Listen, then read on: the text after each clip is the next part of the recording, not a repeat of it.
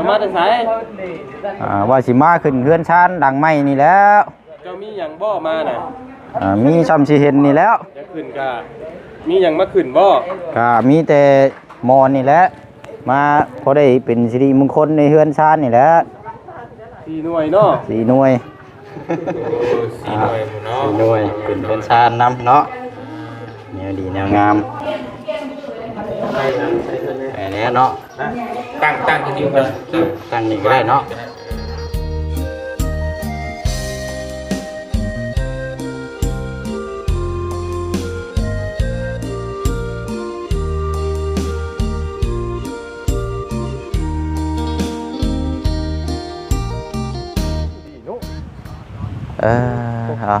น้องเนาะเดี๋ยวเบิ่งทางโต๊ะเต็นจัดกะเกียมคือว่าโอเคอยู่เนาะแต่ว่าเดี๋ยวเบิ่งทาง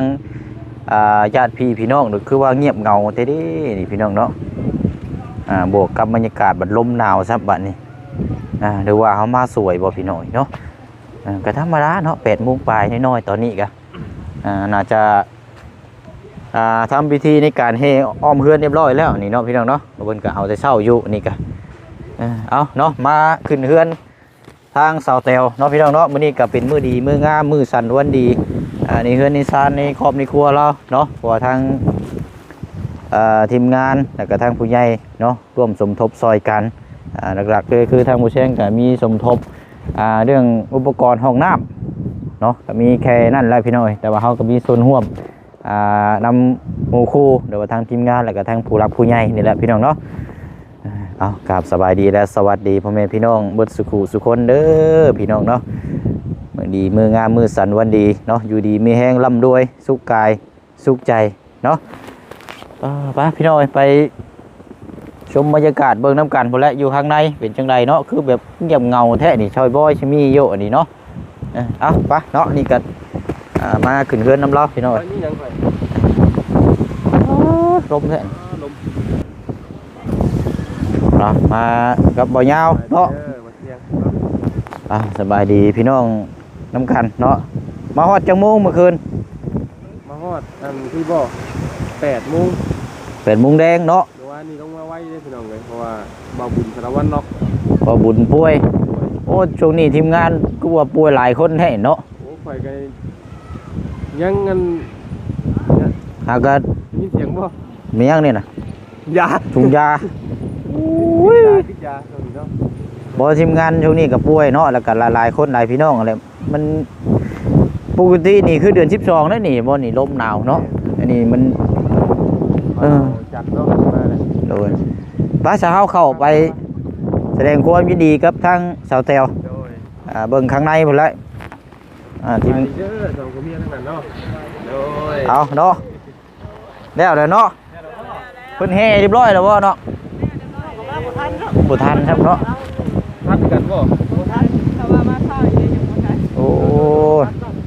งานขึ้นเงินใหม่บ่เงียบเงาแท้เนาะ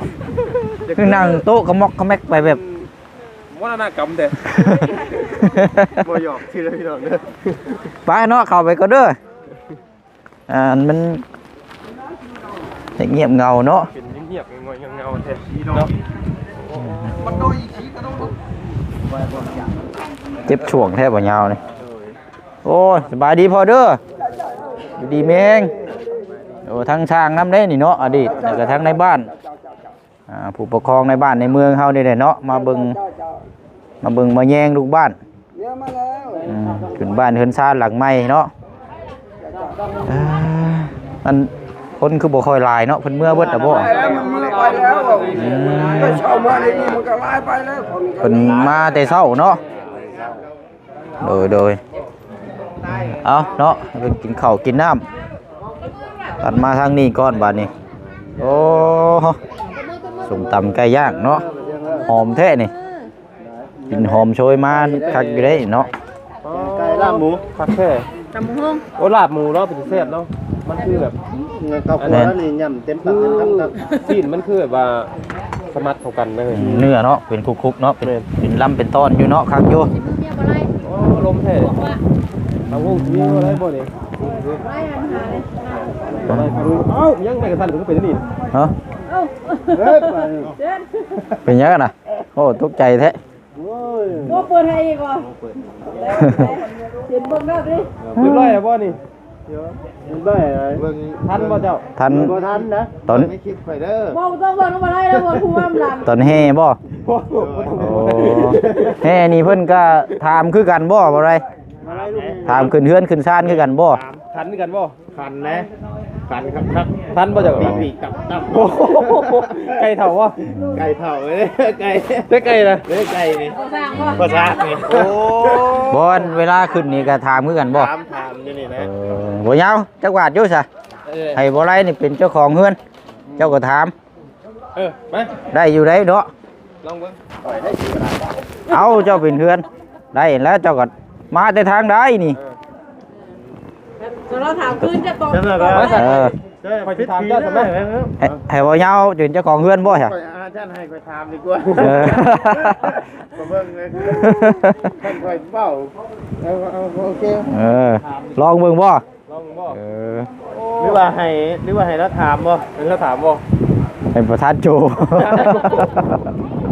ไปได้แล้วหรือบ่แล้ววิธีเนาะเออมาคอยสิจับก็เห็นไหม ฮะ อาจจะย่าง เพิ่นว่าอะไรเลย ใช่ ว่า จริงดีแล้ว เขาจะซ่อมก่อนนะเนาะ เออ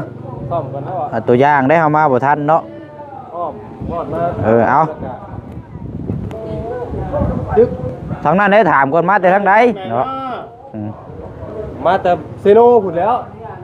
สิมาขึ้นเส้นซานใหม่นี่ มาขับมาคูณเดือนใหม่บ่ เจ้า เชิญค่ะ เฮ้ยไวเท่โอ้โห มีอย่างนี้ มีหยังนี่ในกระโปรงกระเป๋าบ่เออ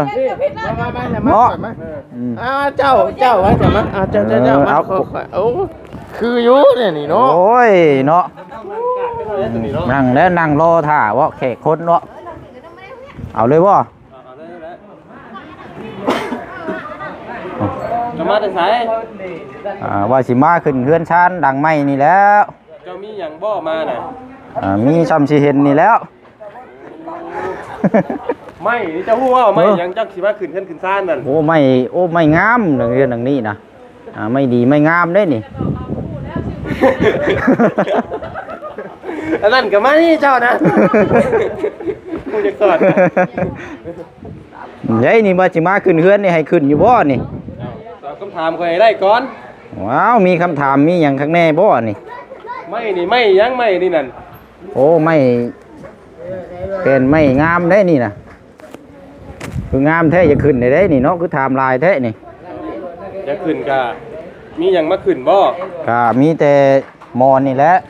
มาพอได้เป็นสิริมงคลในเฮือนชานนี่แหละ 4หน่วยเนาะ 4 หน่วยใช่ เซิร์นจ้ะมันอยากดื้อเหมือนกันเลยเฮ้ยเคยจำดิ โอ้ย ลืมเลยตอนเนื้อนมาเสียงน่ะก็จำได้หลายอยู่ คุณถามได้ได้เนาะตามจริงเพิ่นถามหลายได้ไหม เจ้ามาดีเจ้ามาดีมางามมาแต่ทางใดมีพุดพ่องบ่เป็นสิถามไปจนเมื่อยพุ่นละเพิ่นจะให้ขึ้นเฮือนขึ้นศาล เพิ่นสิให้ขึ้นเนาะ มันก็บ่แม่นง่ายปานใดเนาะถ้าถามประวัติแล้วก็เอ้าเบิ่งก็คืองามเกี้ยงก้อยไปขึ้นเฮือนนะนี่ได้สะขึ้นได้บ่เฮาซะ ขึ้นแล้วแหละเนาะ ทางบ่ได้ว่างอยู่บ่จังน้อยเนาะไปซะเนาะเดี๋ยวไปนี่ก่อนพี่น้องเพิ่นอันเมื่อแล้วพี่น้องเนาะเพิ่นเขามากันเขามาไกลแน่มันถั่วสิมาฮอดไปเ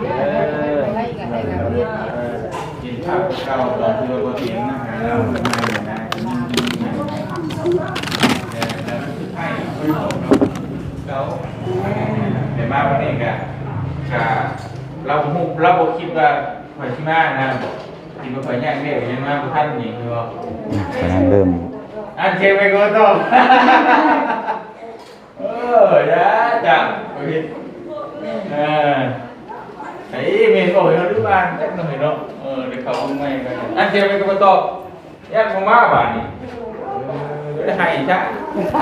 โอ้รีบก่อนเด้อบัดนี้รีบเพิ่นก่อนไปมันยับ มาทางนั้นข้างหลังนี่ก็ได้ ยับไปรีบก่อน ขออนุญาตไปพูด ไปเด้อเบาเที่ยงเบาเย้าพี่น้องเอ้ย เอาเลย โอ้ยเอ้าประหุมเลยก็มีมอนบาทนี่ คือได้เสื้อบ่ จะสิปลูกบ่มาไปเพิ่นปลูกให้กินเคนเที่ยวมันก่อนโอ้ย เดี๋ยวพ่อเมียเพิ่นพ่อมาจ้ะ เขาใหญ่ใช้ พ่อเมียเรื่องนี้เลย บุญแจกเด้อยู่บ้านเพิ่น ห่วงบ่ชื่อในสุ่มกินแหน่เราเห็น จะสิลูกได้บ่ได้ทราบเมียเดียวนะ บ่คำบังบ่คำบังคิงเนาะ เอ้ยว่าวันนู้หาเรื่องแจ็คคิงน่ะ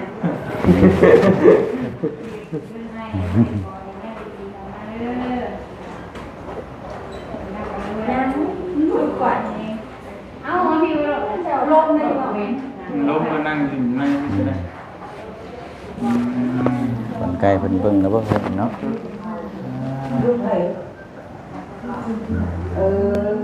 ปากคนใหญ่พี่น้องเนาะบ่ทันพิธีเพิ่นแห่อ้อมครับ มาเห็นได้ทีมงานถูกแทนกันยังมาพี่ดู ไก่ควันก็ เป็นยังบ่ทันได้นั่นบ่ เอาเชียนข้างร้ายคอยฮู้ได้ตัวเจ้าคิดยังอยู่น่ะ บ่จอยไปซื้อคนเนี่ย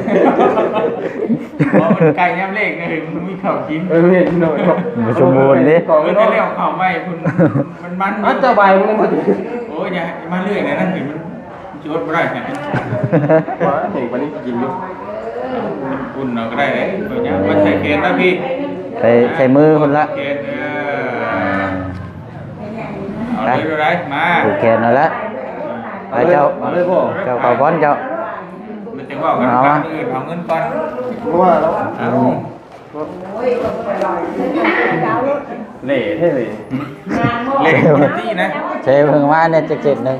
ที่ดอกเงิน เดี๋ยวก็ว่าแล้ว มาบุญเรื่องมาเนาะ เบาบุญเบาลี่เบาเฮิม โอ้หลายคนอยู่เนาะ เบาตุนเห็นโทรมาอยู่นะครับเมื่อไหร่เมื่อกี้นี่มันมีสัญญาณกับเขามาเสียนี่ แดงๆก่อน แต่เราโทรดีกว่ามาเอาเพื่อนแน่มาจาก ใช่เลย มาตูน บอกว่าบุญยังมีที่ มีบุญเพิ่นเอามา โทรมา ประมาณ8 โมงเนี่ยออกมาแล้วอาบน้ำอยู่ท่าน สดชื่นแน่นอน มันหนาวเว้ยแล้ว จะหูว่าเมื่อกี้นี่จะหูว่าเพื่อนจอยว่าสารภาพบอกหักน้องนี่ เพราะว่าเรา เอาชุบเลยเออ เพราะว่าเรา เอาว่า แม่นเหรอวะ บ่ดีบ่ เอากระถาเพิ่งเรื่องในคลิปข่อยนี่กระถาไปดู โอ้ยเอามาเนาะไปยับเขาไปย่าทางมัน สวัสดีเด้อลุงตาลุงจอยเอ้ยลุงหลานเด้อ จ้าสบายดีบ่มันให้แบบได้เลย เอากะบ่เฮาไปเบิ่งในคลิปข่อยครับ โอ้ยก็นิดนึงบอกให้ก่อนเด้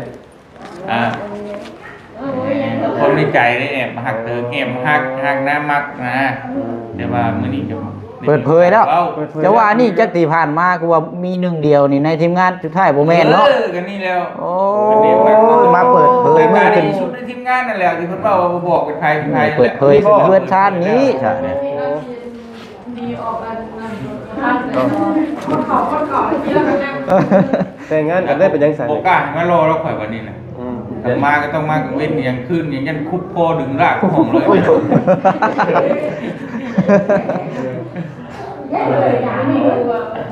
ผมในใจเนาะผมในใจพี่น้อง อันนี้ มัก คือ มันอดไรเนาะขมักเนาะ อันนี้คือความในใจเนาะ นี่ อันที่ว่าให้ที่ได้จ้ะ ให้ที่นี่แล้วเราให้คิดว่าข่อยจิบุมา โอ้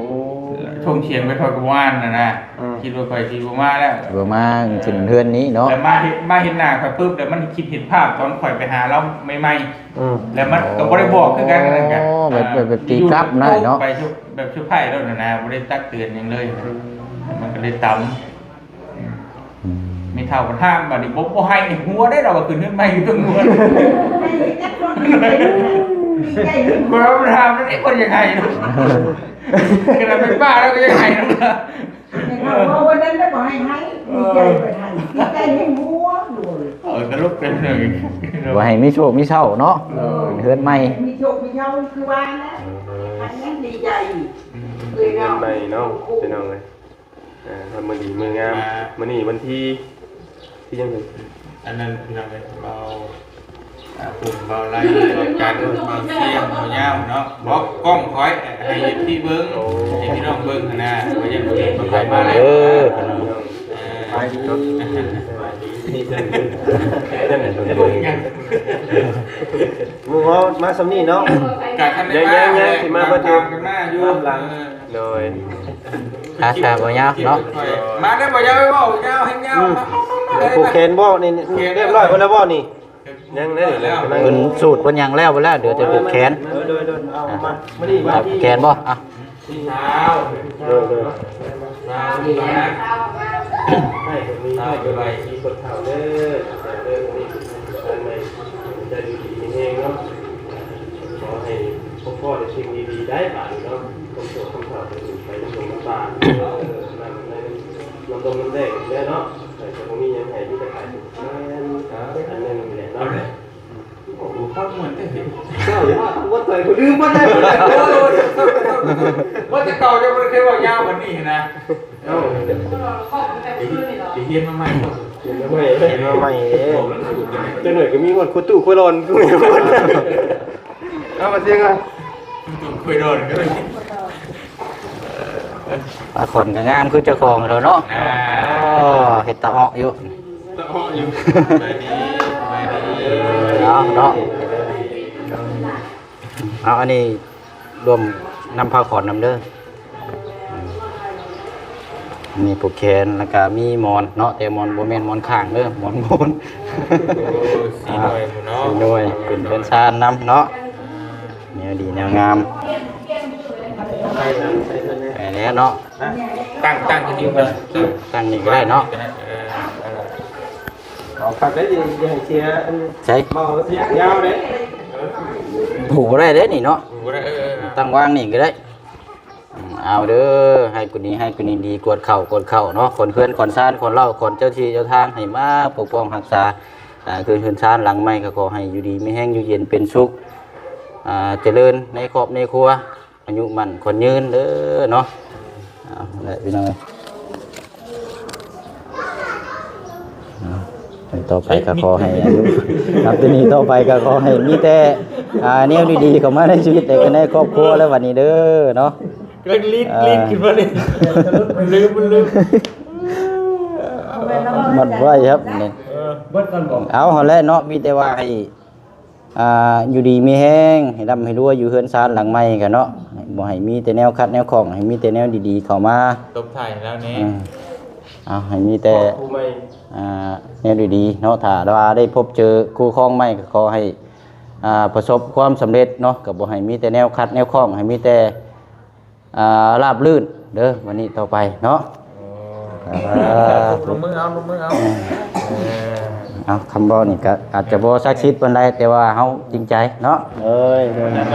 มา ตามศิลปะแหละเนาะ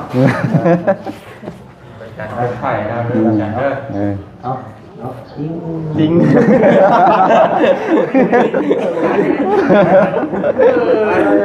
หลายคนขนาดนี้เอาจับเอาปวดใจคนหน้าผูกคนขวาคนอยู่แล้วมันเราใช้ไม่ชอบมากเลยเป็นเพลงนะบาดนี้ มาเด้อว่ามาเด้อขวัญเอ้ย มาช้ามีเนาะเมื่อฉันมันดีเมื่ออันขึ้นขึ้นมาขยายงานเนาะมึงเนาะ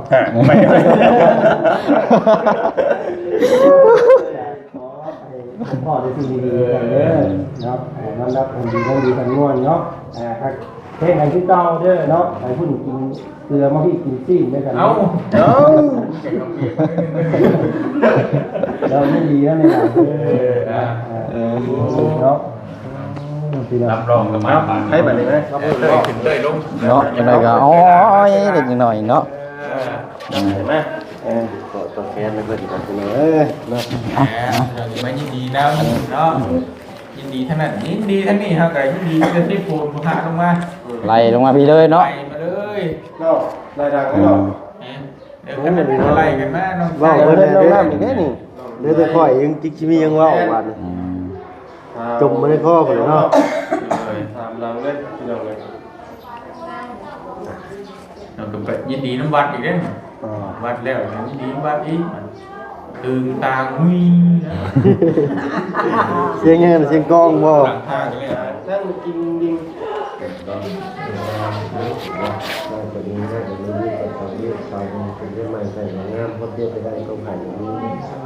จับก่อนนะเอา ทั้งมัดทั้งถอดก็ได้ป่ะนี่มัดใบหนึ่งถอดสองใบ เคยหลาคือมาเป็ดแท้ท่านจะถอดรอบวันมันไอ้บ่ว่าจะถอดกับคืนอีก ถอดเอาอีกหมดแล้ว ถอดกับคืนเรามันตั้งถอดได้บ่หรอ แล้วว่าจะว่าวันนี้ เร็วมาเร็ว เอายับเข้ามาเด้อยับเข้ามา วนไปเลยเนาะตอนวันดีกับโบสุกโบเศร้าเอ้า อ่ะ ครับพี่น้องเลยเดี๋ยวให้เพิ่นมาผูกคอตะแคนเฮาก็สิออกไปข้างนอกแล้วบัดนี้เนาะ ใช้ข้าวแช่กันนั่ง ไม่เป็นไรอ่ะ โอ้ ไปก็มาไปเลย เรียนว่าหมู่คู่นั่นแหละมาหลายคนเนาะ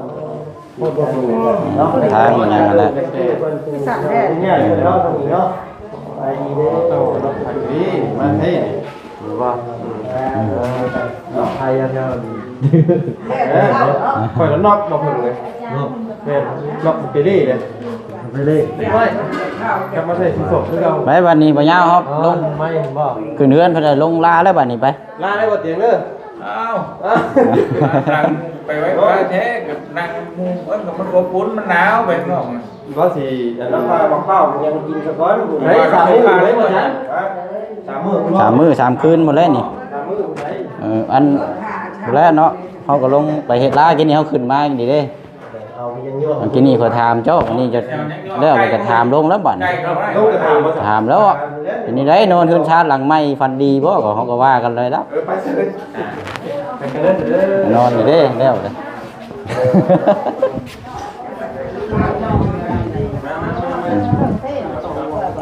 ลงแล้วบัดนี้ เฮ็ดเจ้าเฮ็ดหาวเด้อ เอาได้เลย เอาเด้ออกมาคือเก่า